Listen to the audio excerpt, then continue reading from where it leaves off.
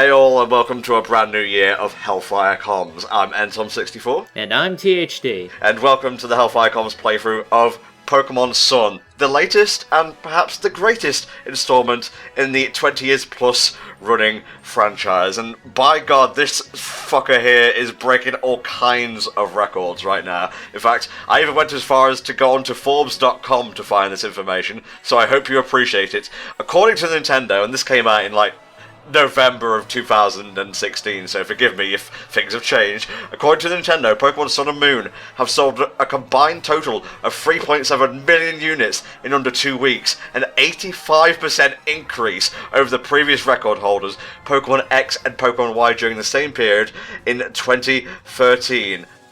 Dear God. Holy shit. I mean, I know Pokemon was always a bestseller, but goddamn, I mean, is it because they changed so much in this, new generation that maybe, everybody got really excited for it all over again? I think that may be a contributing factor, yeah, good word of mouth possibly helped, because, loads of games sell really well. That doesn't mean they're particularly, mechanically well crafted and so on, but I think a lot of us, at least, can agree that Sun and Moon do enough new that the Pokemon franchise feels fresh all over again, although you'll have to play it for yourself to really understand. So, Helldragon, how are you, how did you take to Sun when you got your copy from yours truly here? How have you been enjoying it so far? Hey, yeah, unlike the previous, playthrough we did, X and Y, I am actually playing through Pokemon Sun right now. Like Tom said, he got me a copy for my birthday. I'm loving it. As somebody who quit around Pokemon Diamond because I kind of just got fed up with, how everything worked out. The standard too many random encounters, the training was slow, I'm lazy and I don't have enough time anymore. Pokemon Sun does so many things different. It streamlines a bunch of shit. It gets rid of shit that annoys me. It's an interesting new place. The Pokemon are decent. They're pretty good. And the plot in particular, the snippets I've heard about it, I haven't beaten the game yet. But I'm really, really interested to see how it all plays out. So now, right now as we record this, I'm at the end of the second hour. I actually have to fight, the big Kahuna. Big Daddy, Big Kahuna Burger. So, I'm going to have to kind of gun ahead to make sure I'm ahead of this, because I really don't want to spoil, because I actually am really enjoying this game a ton, and it's kind of really gotten me back into Pokemon. Everything feels fresh again, so I'm excited for it. Well, let me just say this is the most story-heavy of the Pokemon games. It's essentially X and Y done right. In fact, it feels so advanced that X and Y honestly feels super dated at this point, and I'm not going to backpedal and say I hate X and Y. I enjoyed X for what it was. I enjoyed doing the X playthrough, but I think Oris built well upon that, and this builds well upon Oris. Now, going in, of course, we are going to play as myself. That's just the way these things work. I could have gone with Tom, but the N really sets off the whole thing, Can't call myself Entom64. That's a bit too much for this imaginary fictional world. Yeah, your mom is a huge Nintendo fan, so she named her son Entom 3DS. This dude here is the professor for the game, Professor Kukui, which Bulbapedia tells me is in fact following the tradition of all the professors being named after trees. Kukui is Hawaiian for candlenut, the state tree of Hawaii. First off, I'm surprised that Hawaii had a state tree. Secondly, I didn't even know that was a tree that actually existed, so I guess I just don't know shit about Hawaii after all. Yeah, what is a candlenut tree, actually? The candlenut is a flowering tree in the spurge family, also known as candleberry, Indian walnut, kamiri, varnish tree, and a bunch of other foreign things which I can't pronounce right now. Oh man, all this plot immediately getting thrown at us. Kind of just throws you into the scene. Now we're just seeing this mystery girl just kind of running from these guys. We don't quite know what's going on yet, but I love it when they do that, because it builds things up, so you're looking forward to seeing how everything resolves itself. That method is known as in media res, I believe. God, I wish Richie was there. He knows the English. He knows the words. Look, run after her. She's clearly... Her hair is too long past regulation. I'm sorry. Everybody has to have a cropped hairstyle if you're going to be a recurring NPC. I like to imagine this is what happens when characters become too anime in the Pokemon universe. People just have to hunt them down and put them out of their misery. Sorry, that bag is much too gauche. We're gonna have to remove it. There's a lot of, like, juxtaposing ideas going on here. There's a lot of white, a lot of pure kind of colours, explosions, they juxtapose well against each other. As you know, some bags are highly radioactive, and when Abercrombie and Finch recalled those, just to make sure they don't kill anybody accidentally for being too goddamn glorious. Now, I do actually have both Sun and Moon. I've completed Moon fully. I picked Rowlet for that one, the grass starter, which I very rarely do, which should speak as to the quality of the stars in this game. They're all pretty good. Yes, even Poplio, who I thought was a bit silly at first, but he is super charming. I can't hate the dude. His, or her, final evolution, has definitely won a lot of people over. I also went with Rowlet. Recurring theme for my team, I named all my Pokemon after video games. Uh-huh. And, because I'm kind of going for a JoJo thing, sort of. And I named mine Echo Knight, which is a game where you talk with ghosts on a haunted ship. And it makes sense since Rowlet's final evolution is going to be grass and ghosts, basically, when I get there. So I like it. Ha, what a beautiful day to sell a bunch of video games. I was waiting for you to say what a beautiful twang, so I could reach across there and smack you across the face. Oh, look at Meowth standing on its hind legs, which should be an anime-only thing. What's going on here, Game Freak? Are you trying to merge the timelines together? Hey, yeah, that's true, because Meowth, the only Meowth that can do that is Team Rocket's Meowth, and he spent a lot of effort learning how to walk. And it's also really weird to kind of see Meowth again, because one thing about this game is that it takes a lot of, guys from, Kanto, and it gives them exclusive forms to this region, which I thought was a really interesting way of kind of bringing them back into the forefront, you know what I'm saying? I mean, there's, 720 fucking Pokemon at this rate? Yeah, and more to see, to be a Pokemon Master as my etc. We'll get to Alolan forms in a bit. That's probably one of my only slight nitpicks with the game. I wish there was more of it. And to be honest, when you get to that point, when you're just kind of... Is it a nitpick? I'm not sure. To want more of a good thing. Well, speaking of not a good thing, here's a Wii U. Ooh, controversial statement, but I sort of agree. One thing I actually really like about this protagonist is that, he just got out of bed back there. You can pretty much have him lay in, I think, any bed in the game, and he gives a little comment every time he does so. Yes, even the bed that belongs to a girl, which I thought was hilarious. It smells like her. I will stay in this bed forever. So, I mean, even though you can pick, the skin color of, your protagonist and things like that, and later on, you can do, the hair customize and things like that, your mom is actually, what's the right word for this? Did she come from... Yeah, she came from Alola, or I think she's related No, to she it. came from Kanto, mate. You need to pay attention. Okay. Well, you get, the mixed race kind of thing, and I think that's an interesting change of pace for, the standard kind of protagonist mom. So I like it. I like her design. Well, the dad's never presented, so he could be, every colour at once. He is a rainbow daddy. Well, they never present the dads for the main characters in these games anyway. They're often doing something divorced dead, presumably. I don't know. I hope you like your professors without upper body clothing, because who, mama?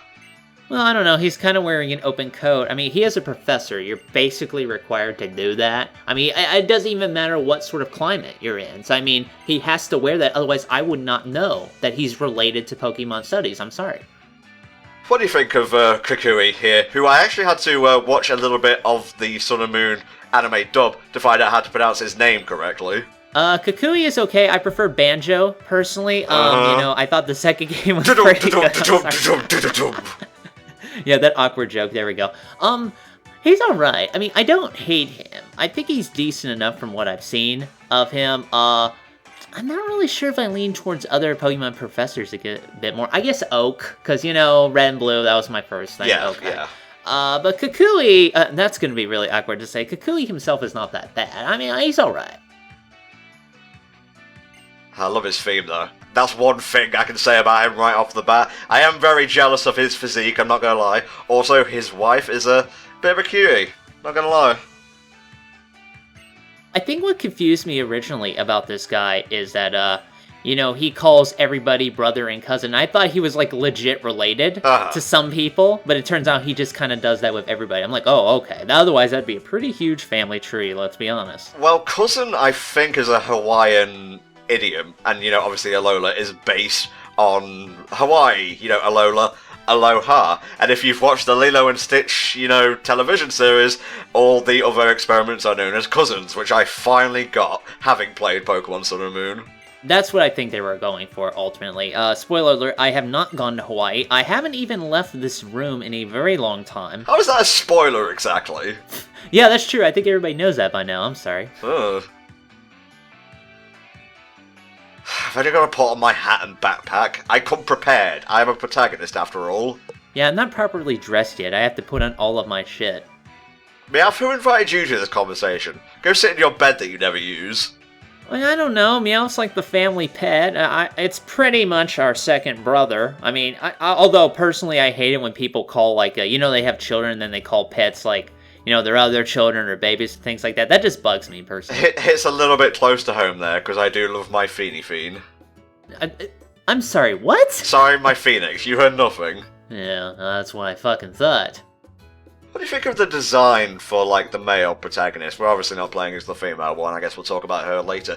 He kind of struck me as a bit too similar to the one from X and Y, but, I don't know, he has a little bit of the Aloha flair going on.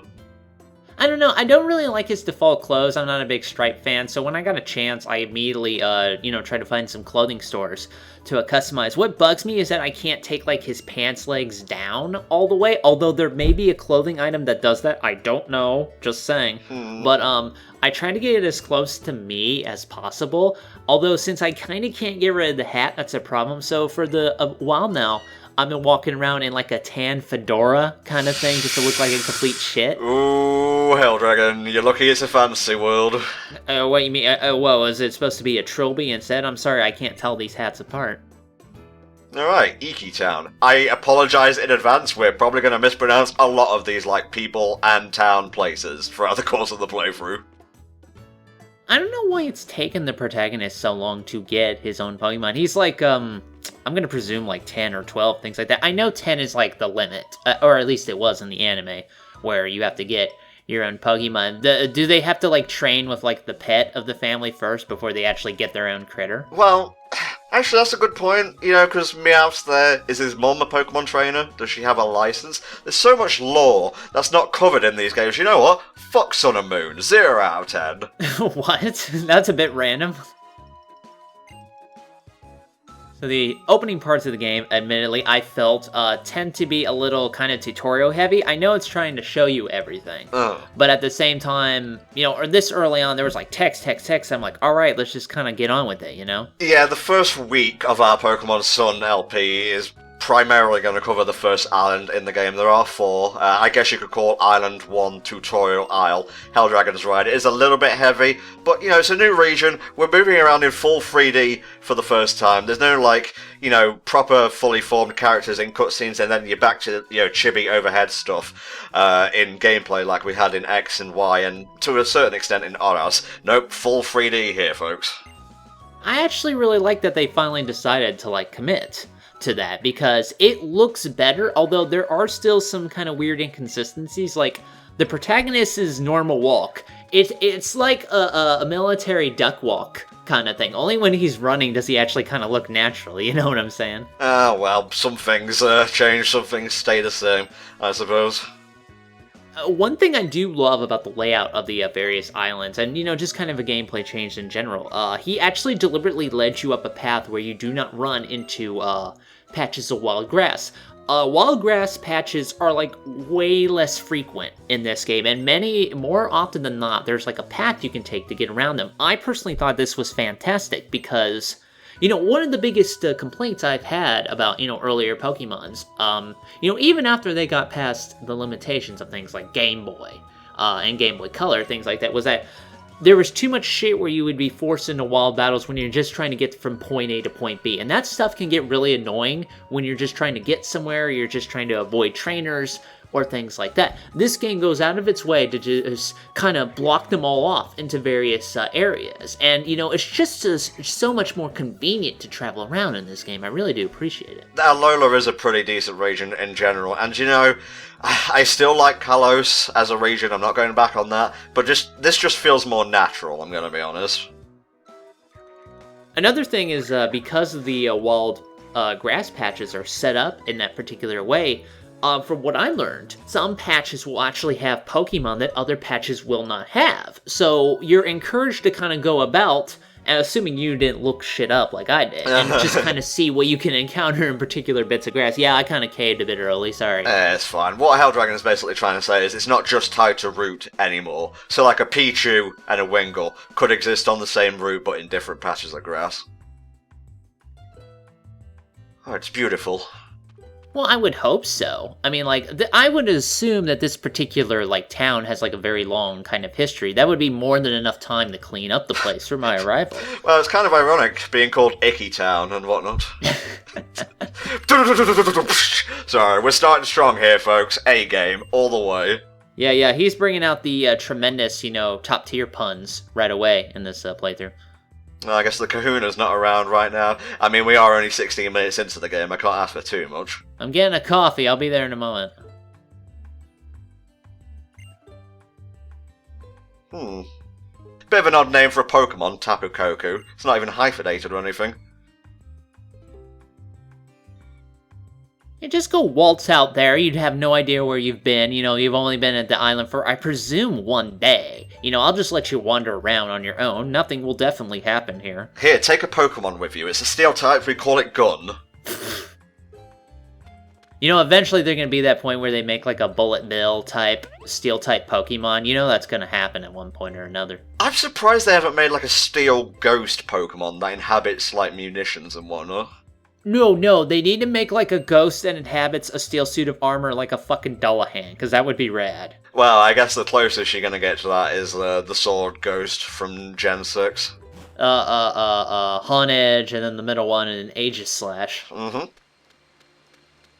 Ooh, very... I don't want to say ominous, kind of ambient music here, mysterious. Ambient would be probably a good term for that, just kind of setting up the more mystical regions of the island, because that plays into it so much when you go to the various islands, the fact that there are these guardians there and they watch over the kind of island. I love how it kind of permeates the entire setting. It makes them kind of a joy to explore. Yes, you know, it makes the region all that more exciting, whereas, you know, you basically had France in X and Y, and France is fine, but, you know, it's not as mysterious and magical as Hawaii, I'm gonna be honest. You can stop running, girl. You're not even in the same building anymore. I'm sorry. Oh, it's adorable, and probably goes for a high profit on eBay. And it's definitely danger-prone. Look, it's fucking Spearow, like in the first episode, coming to get him. You know, they're making a movie about the first episode, or at least Ash's, like, you know, start of things. Yeah, I saw that. That will be pretty interesting, I think. I mean, it's an appropriate kind of, you know, 20th anniversary celebration, if you will. That's kind of what Sun and Moon is to a certain extent. There's a lot of like Kanto or Gen 1 influence here. Most notably in the Alolan forms, they are essentially all Gen 1 Pokemon, but we'll get to that when we get to that. First things first, what's going on? Oh, well, my magic mystery Pokemon sort of exited my bag, and now it's getting attacked by Spearow, which admittedly is a little pathetic, but at the same time, if a bunch of angry birds try to get towards me, I suppose I'd cower in fear as well. Oh, I'm gonna save it just like solely on the premise that it's adorable. That's true. I mean, if it was an ugly Pokemon, no, I'm sorry. You could get another. Yeah, if it was a Grimer, fuck you, you can fall into the water below. You need a bath anyway. Yeah, they got a Lowen Grimer. I mean, he's more colorful too, so, you know, this is a chance you have a, you know, ability to upgrade. I'm pretty sure there was a puzzle along these lines at the end of Diabolical Box. We should have heeded those words. I just lay down and accept my fate. It's okay. Human is here to save the day, the ultimate Pokemon. Oh, my back. Cowardice explosion! And then they fuse into one Super Warrior, or they die. You know, they probably die instead. You know, rocks below. We'll see if it's weak to Rock type. Triple kill! Holy shit. Dude, I love this guy. Everyone only gets one. Tapu Koku, the electric fairy Pokemon, the guardian of Melee Island, I believe. I see. And which island will we encounter Crash Bandicoot and that guardian, Aku Aku? You're going the right way for a smack bottom, mate. Aw, he's adorable. Well, I guess. I mean, he's cute. That's why everybody wants to kill him or steal him. Yeah, they're just jelly, is the reason. That's the driving force of the narrative. Well, Nebby is not the worst nickname I've heard, but it's pretty well up there. It should be get in the bag. That's basically what he does throughout the entirety of the first part of the journey. Gets out of the bag, gets in the bag. You've seen the memes by now. I don't need to regurgitate any. Oh, don't worry. I'm pretty sure we'll regurgitate them throughout this playthrough. Oh. Well, why didn't you throw your hat like a discus? Shh-sha! That helps me.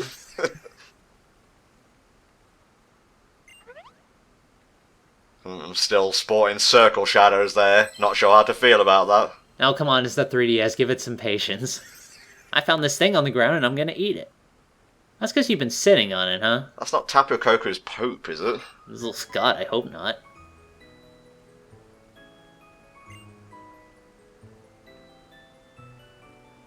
Alright, I'll take the sparkling stone as payment. Are you the Kahuna? You look weird and different. You must be a Kahuna. Yeah, anyone with a unique design is either like a trial captain or a Kahuna. The best part is that when this stone solidifies, it will become a crystal gem who will help us on our journey. Oh, you massive nerd, says the hypocrite. There you go. Well, I'm gonna need more payment. That bag for stars. It is a pretty unique bag. I'm not sure if you can even buy that bag. Well, I do know they talk about that bag online, so I kind of want one, yeah. There's no food in the bag, so I'm not interested. By the by, this is basically going to be a two-part intro to the playthrough, because admittedly, like, Sun and Moon as a whole has a great story. It has a little bit of a slow start, at least until you get to the second island, so bear with us. The start is coming, guys. You can see it on the horizon. Hey, I'm here, I'm ready, I'm waiting for it, man.